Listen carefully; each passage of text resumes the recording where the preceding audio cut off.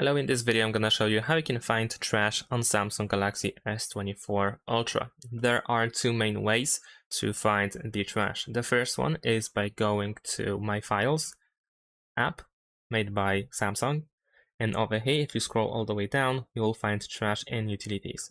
And if you go here you will find everything that you have removed in the last 30 days. Another way to find trash is by going to Settings. In the settings, you want to scroll down and go to Device Care. Over here, open Storage, and then if you scroll down, you should be able to find trash. And if you open it, you will find some apps that have this feature.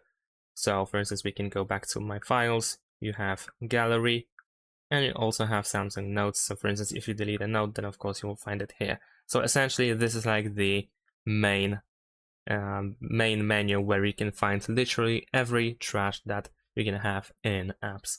Thanks for watching, leave a like and subscribe to my channel, and see you in my next videos. Bye.